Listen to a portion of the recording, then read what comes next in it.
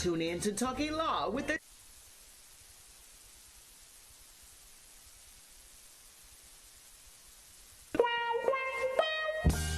Tune in to Talking Law with attorney Darrell O'Neill and the special guest host, attorney Jerome Payne. Live TV talk on your digital device, on Roku, Fire TV, and Apple TV. Download the SVP TV app right now. Check us out every Tuesday on Comcast Cable, Channel 17, 8:30 p.m. And we are live every Friday on Facebook Live, 6 o'clock in the evening. You've got a question, our attorneys have the answer. So let's talk law with attorney Darrell O'Neill on the SVP TV network. Welcome to Talking Law with Darrell O'Neill. I'm your host. Instead of my main man Jerome with me, I got my main lady with me, Misty. But Misty's going to be sitting in for Jerome Payne today. So we need to say welcome, everybody. Hello. Welcome to Arkansas. Welcome to West Memphis. Welcome to Missouri. Welcome to Mississippi. Welcome to Shelby County. Man, welcome everybody. Everybody. And then we need to say, we got a lot of Facebook viewers, so hey, Facebook, keep on sending those questions, sending those concerns, and we'll address those. So what are we going to talk today? What we want to talk about is, we want to talk about young and being in the law. Look at that. Look. So, I'm an adult. Well, that you are. That you are. So, Misty, talk about, so you started, you've been practicing law a couple of years now. And I mean, that's just not everybody's path. I would have been considered a non-traditional student. And you were a non-traditional I was definitely a non-traditional student. So, I mean, everybody's paths are different.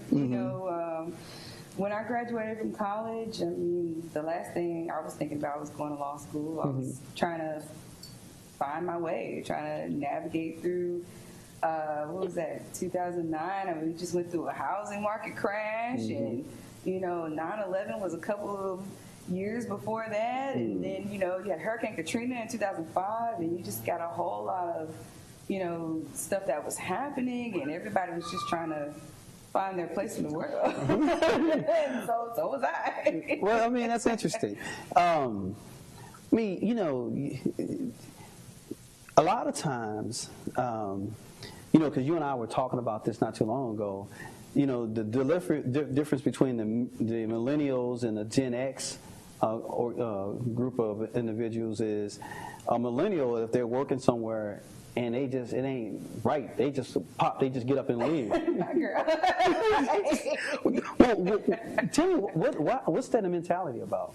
Well, I think that I am a millennial, but I would be considered an older millennial. My brother would be a younger millennial. And so to clarify, millennials are, I think it starts at age 25, and it's it's 26 to 35. So I'm at the upper end of millennials, the first millennials. But with the millennial generation, seeing Gen X and seeing, the boomer generation, you see your parent work 20, 30, 40 years for a job, and to kind of see that job just kind of toss your parent away or toss your grandparent away. It's just a different time. I think with every generation, it's kind of changed with time, especially, your corporate employers. When with the boomer generation, you would work for a company for 20, 30, 40 years, and that you were basically like family, And John Mamo actually did an interesting piece on this. I love listening to his tidbits on WKNO. And he was asking, when did it become, us versus them, even with the employers and the employees? Right. Well, it became us versus them when the employer, put profit over taking care of its employees. And so with that understanding, a millennial is like, girl, I'm not giving away.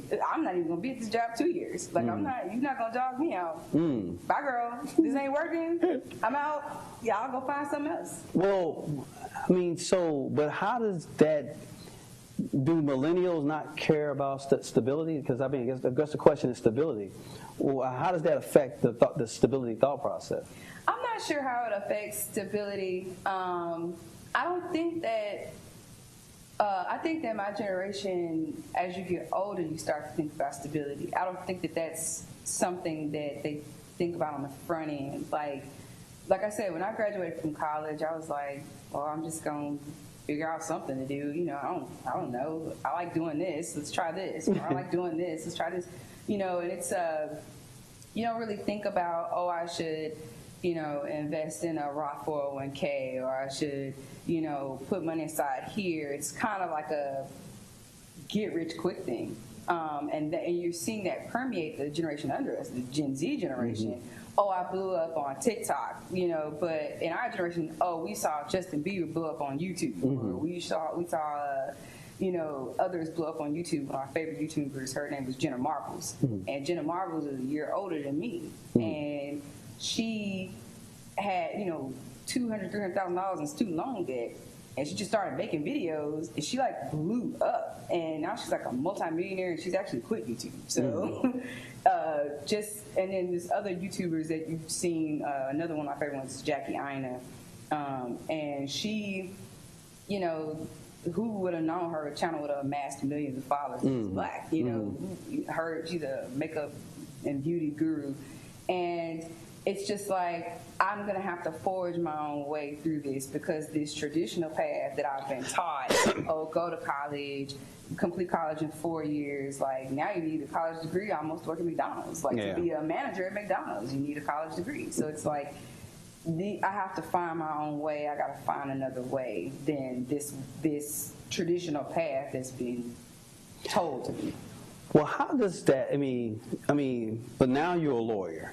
How does that translate into the legal world? So in the legal world, you get a lot of shifting around of jobs. Like a lot of people, oh, I worked at this firm for a year. I didn't really like it. I'm going to go here.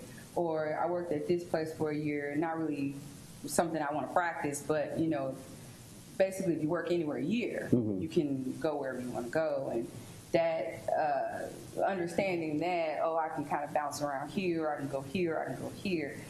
So it's more so, I guess it's the stability aspect of it would be, well, I'm an attorney, you know, so I have this career. But a lot of people in my generation, the ones who have kind of fought through all of these things, like especially older millennials, you have more than one stream of income. You have to have more than one stream of income. Because, I mean, the standard of living, cost of living, inflation, and, you know, the housing market is crazy. The housing market is right now. You know, and then the prices of the houses are not going down. You have to rise up to meet them. And it's just, oh, girl, I'm not going to survive off $50,000 a year, or I have to make more, I have to do this, I have to have this coming in. And so you just have, and then you have this social media culture that permeates that, you know, I can sleep when I die, grind hard type mentality, which is, I just don't agree with, but that's part of what's going on with that. Well, how does, because as somebody that's looking to employ somebody like that, as an employer, that would be uncomfortable. Incredibly. To be trying to bring somebody into your business that you know that their potential is 1 year, 2 years, and then they're going to get annoyed and move on. So how does millennial protect themselves from just being kept out simply because of their mentality? Well, I think also the job market itself changed in, I want to say 2010. It was a book I read. We used to, I can't remember what it's called, but it was something like That Used to Be Us or something like that. It was talking about the state of America. And the job market itself has changed. It's no longer about, oh, I have all these different criteria and I can do all these different things. It's about who you know. And so I could pick up the phone and call this person, girl, I need a job, I saw y'all was hiring, help me out. And they'll slide your application through. Even if, like, you may not have all the qualifications for this job. you may know somebody that knows someone's parent, and they work here. You know, there's people who, in the past, I've had to, you know, call mom and say, hey, do you know anybody that works here or works in this field? And, you know, they may have been a minister or something like that. And mom picked up the phone and had that relationship, and they were able to push that person through. That person couldn't get hired anywhere, but they got hired here because of who you know. All right. And so I remember having a conversation with someone in the past about he believed that he was just supposed to get a job upon graduation because that's the model. That's the model. That's taught to you. Right. But again, in 2010, the market changed. It's about who you know. That's why you have nepotism that runs so rampant in the job market today. Right. And he was like, you know, I don't understand. I have an accounting degree and I didn't get hired. And it's like, dude, did you take an internship? See, these corporations want you to take a free, unpaid internship.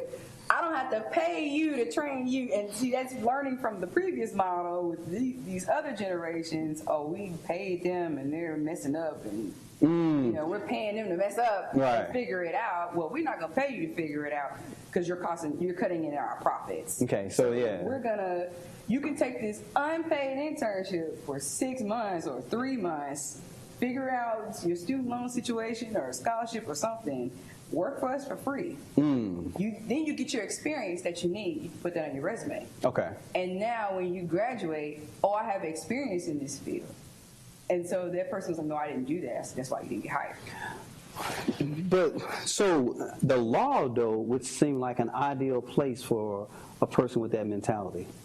Because, you know, I mean, what I see, and maybe I'm wrong, but, you know, a law degree, you have a doctorate degree. Yeah. So you can, you got a doctorate degree. So, I mean, in reality, you know, you should be titled doctor if that's, you know, but most lawyers don't get into that. That's just nuances that we don't have. It's just nuances that, But I guess my question, thing is, if you have the ability to get a degree like that, because it translates in so many different fields. I mean, you can be a teacher, you can be a human resource person, you can be a lawyer. You know, you can work as a consultant, you can work as a management consultant. I mean, there are so many different levels that you know people that have law degrees can go. So from a millennial sense, if you have the ability to get that degree, it would be an ideal thing that allows you to move. Right, and you can kind of move in other directions. You can become a policy advisor for major corporations, municipal corporations, national corporations like the U.S. government. I mean, you can literally just move around where you want. Would you? I mean, you've got a couple of years under your belt, and you know you've known lawyers all your life. Unfortunately, you know most of your life. Most of your life. Would you recommend the field of law? It depends. It depends. So there's different types of lawyers. You know, we were talking about this. There's transactional lawyers, and then there's litigators. You and I are litigators. Well, that's what I like to say I am. Right. I mean, we can do transactional stuff. When transactional basically means I don't go to court. I don't file motions. I don't do much. I'll pay some other lawyer to do that for me. Yeah. I contract this out, and somebody else is going to fight this for me. And you got some of your major corporations that do that, and then some of them have their own in-house counsel. Most of them have their own in-house counsel, but they'll contract it out because that's not really what they do. But yeah, I mean, I pick up the phone, I talk to this client, I call the insurance company, I know this rule and this policy and this code, and I get you every dollar you deserve, or whatever their slogan is, and that's what they do. But a litigator, you know, you gotta have teeth to do that. You gotta be tough to do that. I mean, that's a lion's job. And you gotta be a lion. And so some people get into, and it's okay. Like, it's not for everyone. Right. You know, some people, they are not good public speakers. They, you know, even though they have a law degree, and even though they went to law school and learned, they had to learn, they had to learn all these things. I mean, that doesn't mean you're automatically going to be a good public speaker. Exactly, Yeah. exactly. Or a good writer. Or a good writer. Yeah. Some people are great writers. Some people are great arguers. Some people, girl, I'm good behind that phone. Like,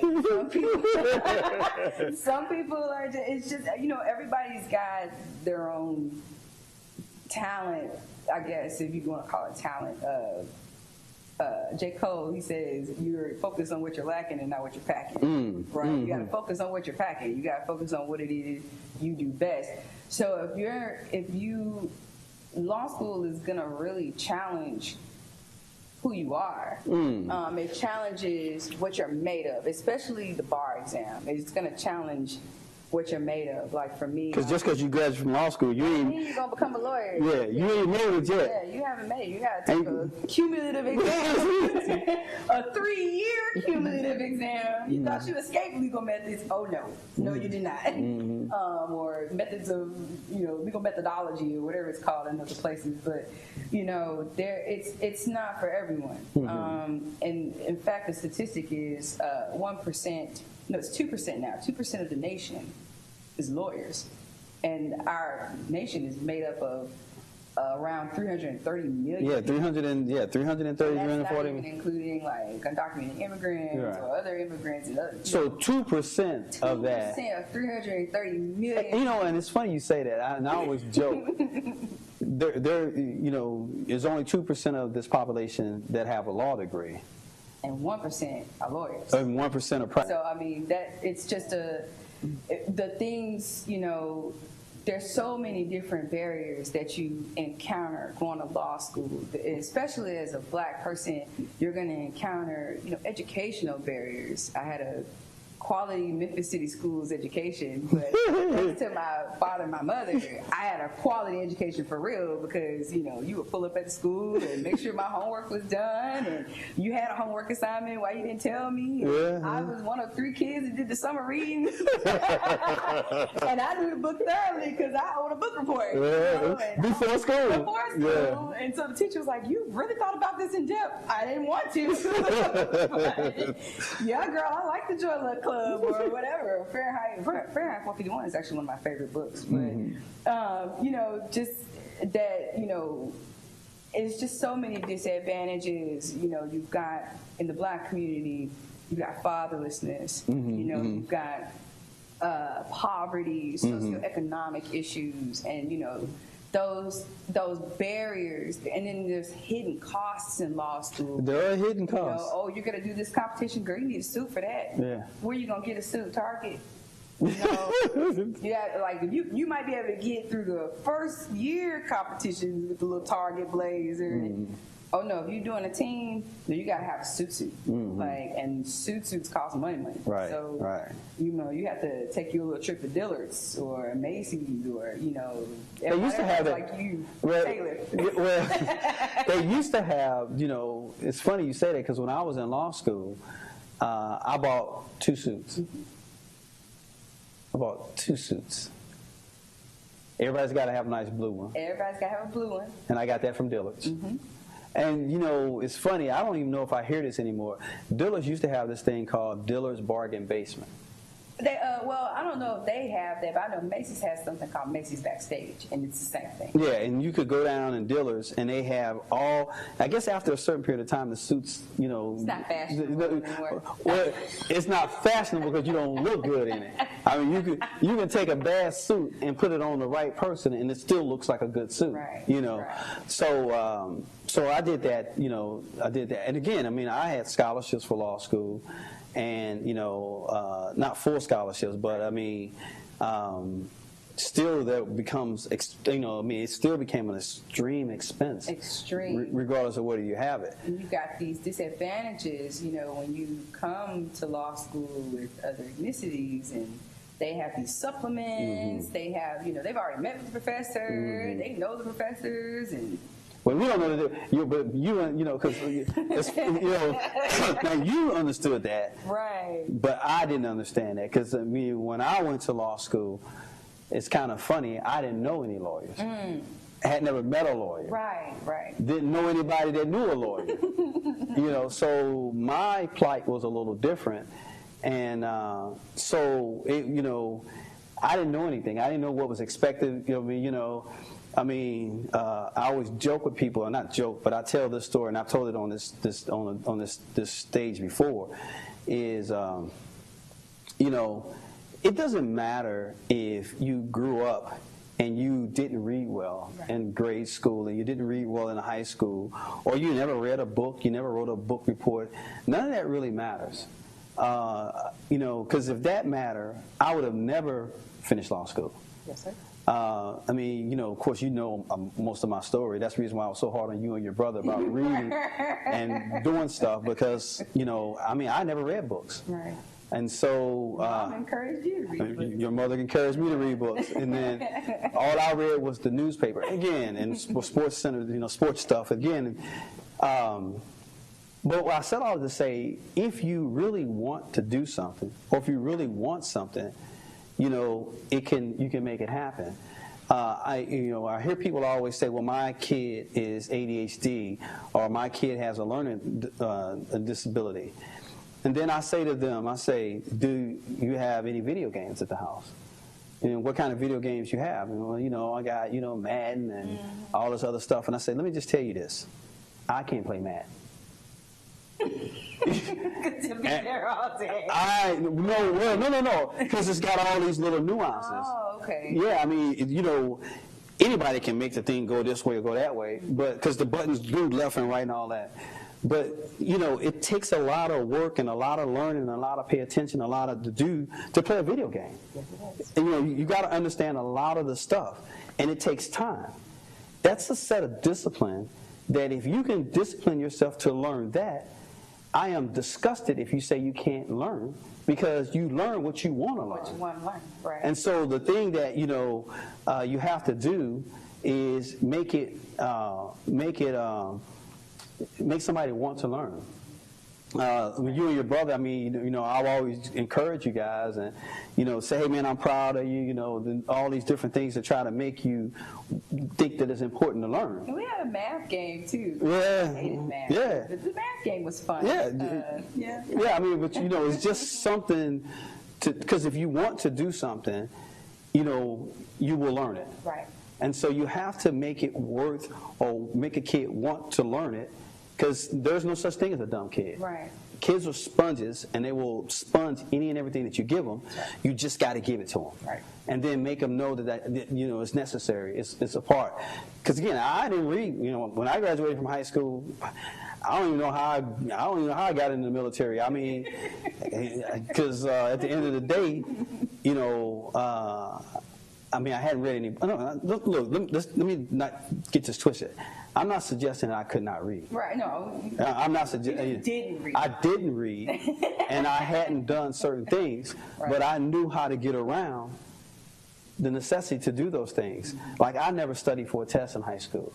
I don't even know how I graduated, because I don't ever remember studying for any tests.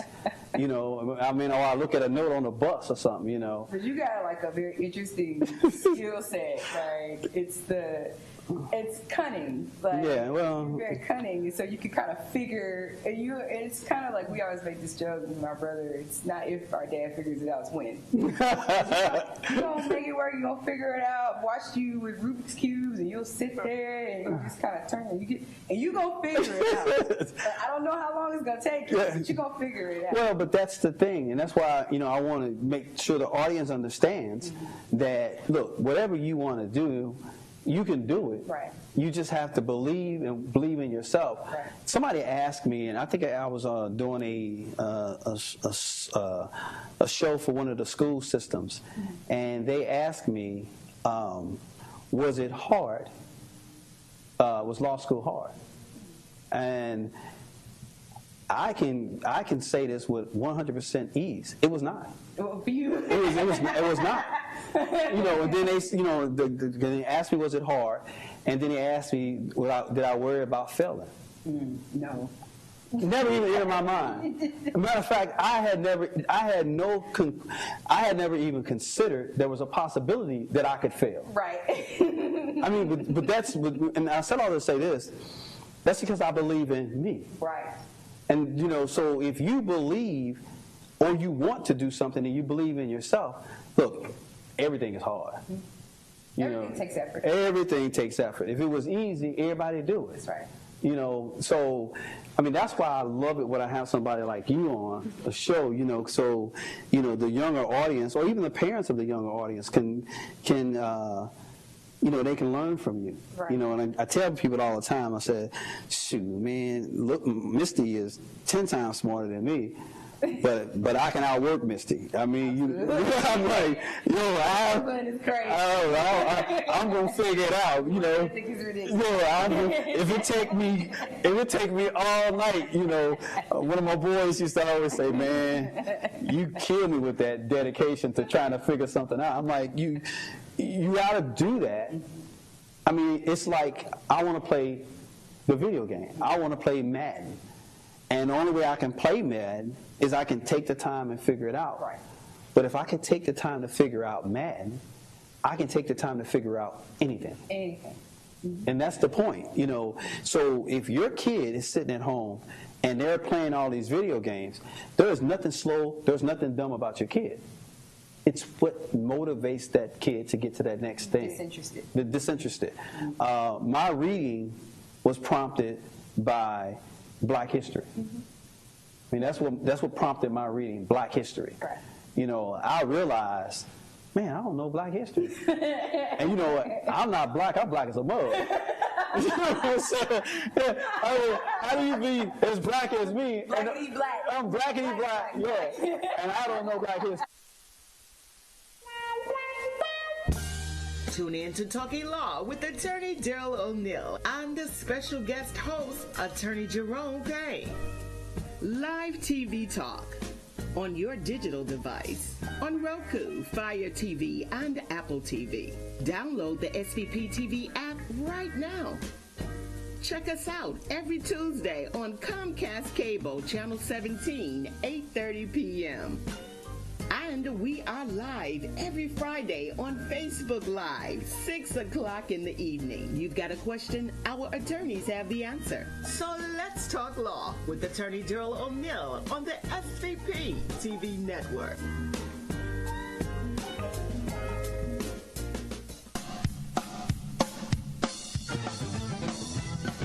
My name is Aiden Smith. I'm 8 years old and I'm quartet for life.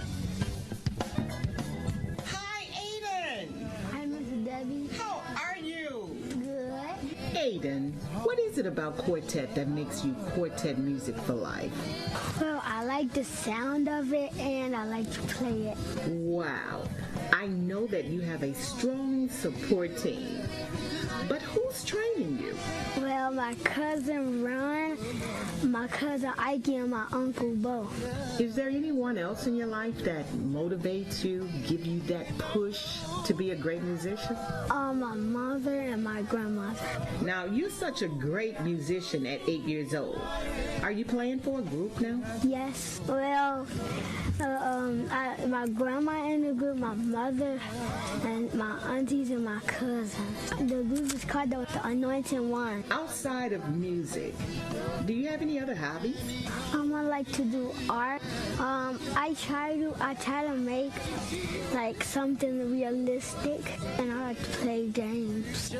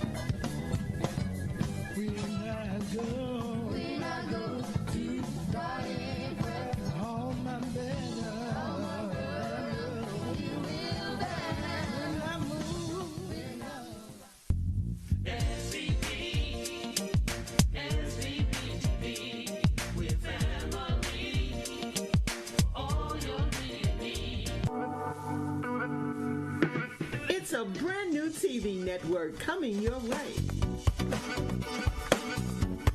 SVP launches the all-new Fashion and Style Network, just in time for spring. High-quality designer and brand name fashions at the lowest price, guaranteed. Stand out from the crowd. Get compliments. High quality and brand name fashions, fall in love fashions, sizes for everyone. Online shopping from the comfort of your home. New arrivals every day. The all-new Fashion and Style Network, just in time for spring. Step out in style. Look elegant. Get lots of compliments. SVP launches the all-new Fashion and Style Network. Online shopping coming soon.